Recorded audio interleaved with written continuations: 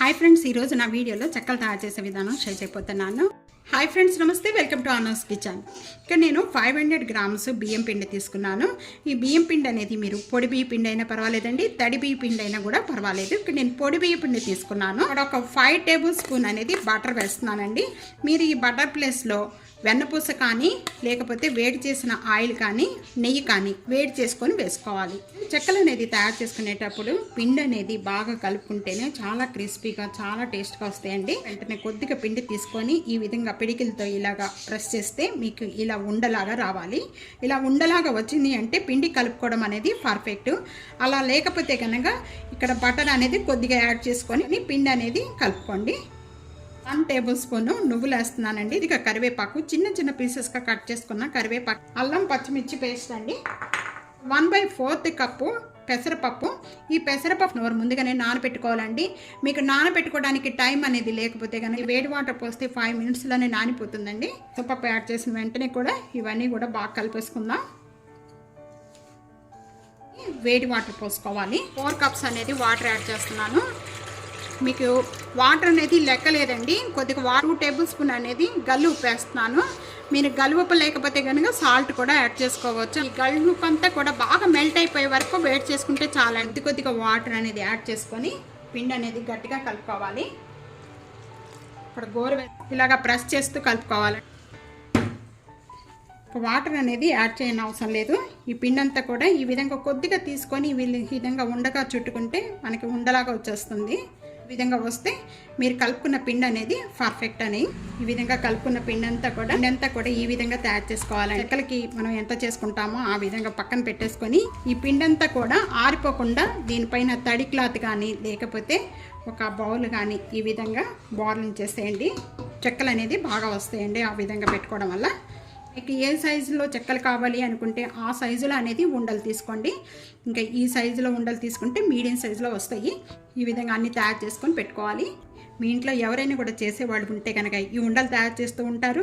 మీరు చెక్కలు అనేది ఒత్తేసుకుంటే ఉంటాయి. ఇంకా చాలా ఈజీగా అయిపోతుందండి పని అనేది. చెక్కల మేకర్ తీసుకొని దాని మీద కూడా చేసుకోవచ్చండి. అది లేకపోయినా పర్వాలేదు.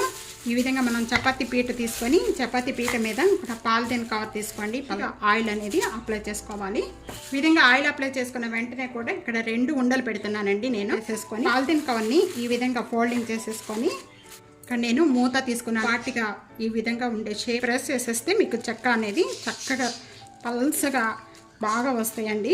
ఉండలు అనేది దాన్ని బట్టి మీకు చెక్కలు అనేది షేప్ అనేది బాగా పల్సగా బాగా వస్తాయండి. ఈ విధంగా అన్నీ కూడా తయారు చేసుకోవాలి. చూస్తే చెక్కలంతా కూడా ఈ విధంగా తయారు చేసేసుకొని పెట్టేసుకుని వేయించుకోవడానికి డీప్ ఫ్రై కావాల్సినంత ఆయిల్ తీసుకోవాలండి. ఈ ఆయిల్ కాగిన వెంటనే కూడా చెక్కలన్నీ కూడా మనం ప్రిపేర్ చేసుకున్న చెక్కలన్నీ కూడా హై ఫ్లేమ్లోనే పెట్టుకోవాలండి. 2 సైడ్స్ కూడా మంచి గోల్డెన్ కలర్ వచ్చే వరకు కూడా వేయించుకోవాలి. చెక్కలు ఎంత ఈజీగా తయారు చేసుకోవచ్చు ఇప్పుడు వరకు కూడా వీడియో చూశారు కదా. తప్పకుండా ఇదే కొలతలతో ఇదే విధంగా ట్రై చేయండి. చాలా టేస్ట్గా వస్తాయి, చాలా క్రిస్పీగా ఉంటాయి.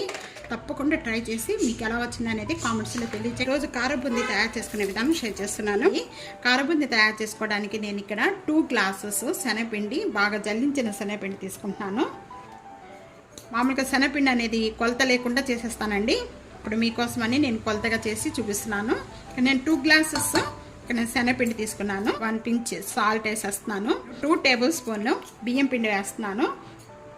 ఈ బియ్యం పిండి వేయటం వల్ల చాలా క్రిస్పీగా వస్తాయండి. ఒకేసారి వాటర్ అనేది యాడ్ చేసుకోకుండా కొద్దిగా యాడ్ చేసుకుంటూ కూడా పిండి అనేది ఈ విధంగా కలుపుకోవాలండి. చేత్తోనే కలుపుకోవాలండి, ఉండలే లేకుండా సాఫ్ట్గా కలుపుకోవాలి పిండి అనేది. ఇక్కడ నేను 1 గ్లాస్ వాటర్ పోసేసాను. పిండి పల్స్గా ఉండకూడదు, బాగా చిక్కగా ఉండకూడదు, ఆ విధంగా కలుపుకోవాలండి.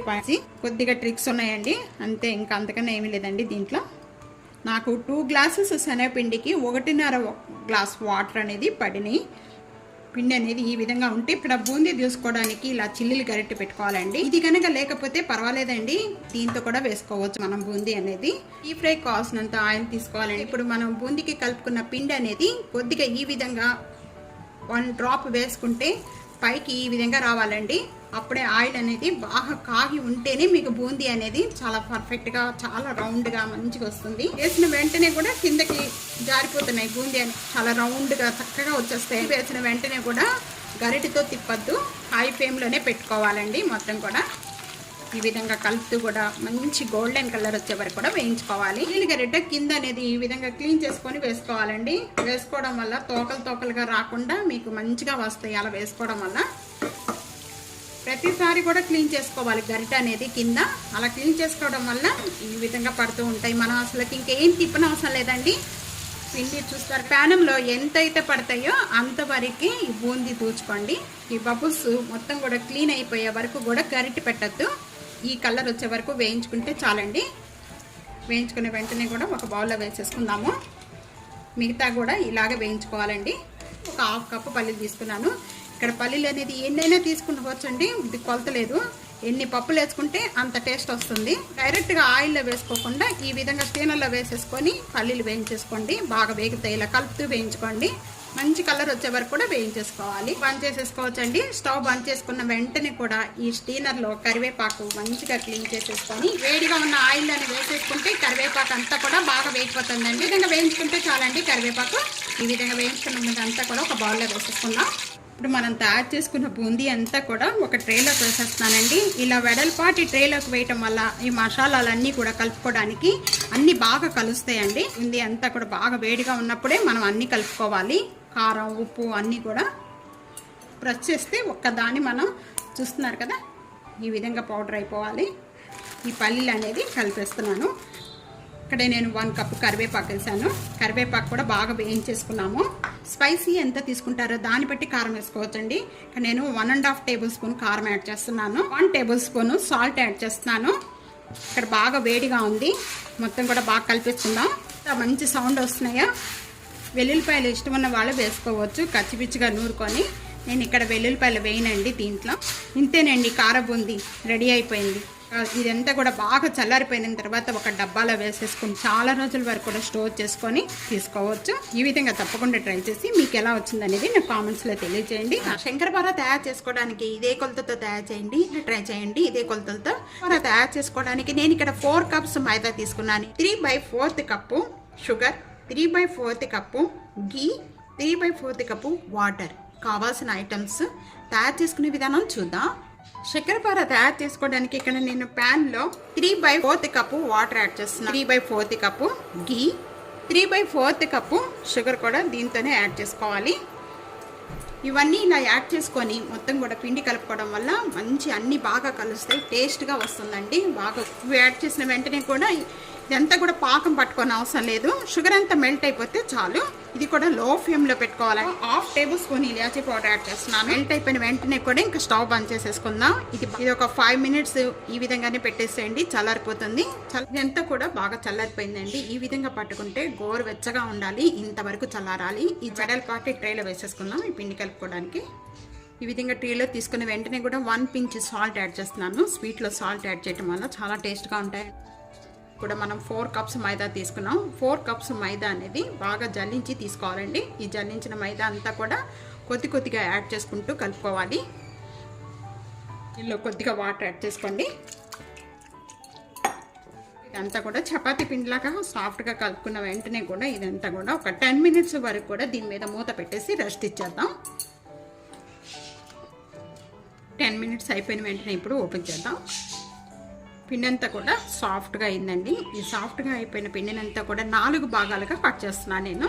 ఈ విధంగా ఉండలాగా చేసేసుకొని ఇక్కడ మనం చేసుకున్న ఉండంతా కూడా పీట మీద పెట్టేసుకొని చక్కని ఫోల్డింగ్ చేద్దాం. ఇలా మధ్యలోకి ఇలా ఫోల్డింగ్ చేయటం వల్ల ఏమవుతుందంటే లేయర్గా వస్తాయండి. మొత్తం కూడా ఇంత మందంగా చేసుకోవాలి. 4 ఎడ్జెస్, లాస్ట్ ఎడ్జెస్ అనేది ఈ విధంగా కట్ చేసేసుకుంటే మనకి షేప్ అనేది బాగా వస్తుంది. మీకు ఇష్టమైన షేపులతో కట్ చేసుకోవచ్చు. ఎడ్జెస్ అనేది ఇక్కడ నేను తీసేస్తున్నానండి. మళ్ళీ ఈ ఉండలో కలిపేసేసుకొని మళ్ళీ తయారు చేసుకోవచ్చు. మీకు ఇష్టమైన షేప్స్తో కట్ చేసుకోవచ్చు. అన్నీ కూడా ఈ విధంగానే కట్ చేసేసుకొని పీసెస్ అన్నీ కూడా ఒక ట్రేలో వేసేసుకోండి. శంకరపార అన్నీ కూడా ఈ విధంగా రెడీ చేసి పెట్టేసుకోవాలండి. డీప్ ఫ్రై కావాల్సినంత ఆయిల్ తీసుకోవాలండి. ఈ ఆయిల్ అనేది బాగా కాగనవసరం లేదు. ఇక ఈ విధంగా పిండి తీసుకొని కొద్దిగా ఈ విధంగా వేసుకుంటే చూస్తున్నారు కదా బబుల్స్ వస్తున్నాయి. ఈ విధంగా కాగితే చాలండి ఆయిల్. 1 మినిట్ అయిపోయిన వెంటనే కూడా ఈ విధంగా కలుపుకుంటూ వేయించుకోవాలండి. అన్ని సైడ్లు కూడా ఈ విధంగా వేగుతూ ఉంటాయి. లో ఫ్లేమ్లోనే వేయించుకోవాలి.